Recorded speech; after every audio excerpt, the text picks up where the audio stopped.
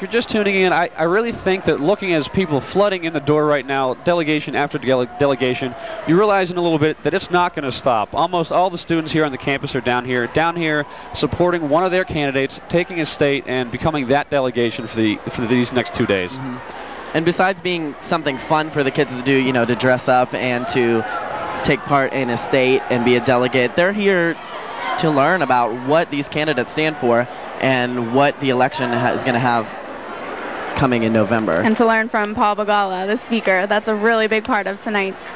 That is. His keynote address will be coming up later in the broadcast. We're very excited to hear from Mr. Begala and what he has to say to the Westminster students and community.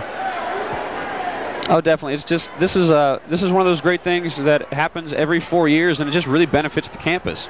You know, nothing like this is actually done the other 4 years. Once every 4 years, always for the party that's not in power, the Democratic Party right now, and people just keep flooding in as they're taking their seats, really looking forward to this evening and then tomorrow on Friday when they'll actually cast their votes for their candidate. Mm-hmm. And something we had talked about before, because the mock convention only happens every 4 years, most of the students here at Westminster have never experienced something like this unless they have been here for 5 years or they happen to be freshmen here during the first or the last mock convention in 2000. So I think everyone is generally excited and curious about the event because it's brand new. As it's new to me, this is a very interesting thing for me to watch because I've never experienced anything like this before. So we're going to keep you updated. The parade of states coming in right now, people dressed up in support of the state that they represent. Some of these I have no idea what they're dressed up like, but I guess it's to represent the state of their choice. More excitement and even louder as more and more people pour into the Buzz Riddle Gym tonight. Yes, you can see the doors getting pretty jammed up with delegates coming in, holding signs of their state and in support of their candidate that they will be voting on tomorrow. I'm pretty sure Kentucky just walked in. Some people are decorated with Kentucky Fried Chicken buckets. Someone's dressed up as Colonel Sanders. Everyone in support. Lots of different efforts to support their states. The baseball team rolling in. Is this the White Sox from Illinois? That'd be my guess. That's what I'm going to guess. Yeah. Everyone seems very energized and enthusiastic about the event. And they really are, and it's good reason too. So many people have really worked very hard to put this together. They brought in Paul Begala. We can't say that enough. How much myself is looking forward to this. I'm sure everyone coming in the door is looking forward to it just as much as I am. I mean, it's one of those once-in-a-lifetime things that you're actually going to be able to hear him speak.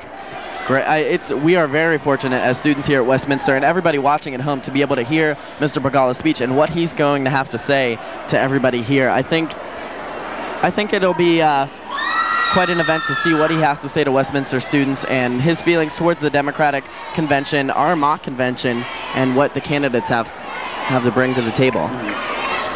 It's going to be very interesting, especially hopefully we'll be able to talk to Paul Begala after he gets done, after his keynote speech later this evening, to see what he thinks about this, because I know everyone who's been putting in so much work into this, all the students, all the faculty and staff, are really just amazed by this and hope everybody comes out with a new look on politics, a new appreciation for politics, how much the political system in our country, how blessed we are to have it, and how much it affects us, even here in college when you really might not think about it. Mm-hmm.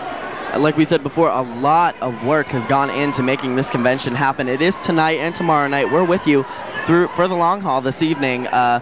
Jim Rhodes, who's the faculty advisor of the event, later in the show we'll hear from him about what it takes to get something like this going, how you get students motivated, and just the general outlook on how you get someone like Paul Begala to come to Westminster and talk to students who are interested in politics and the convention.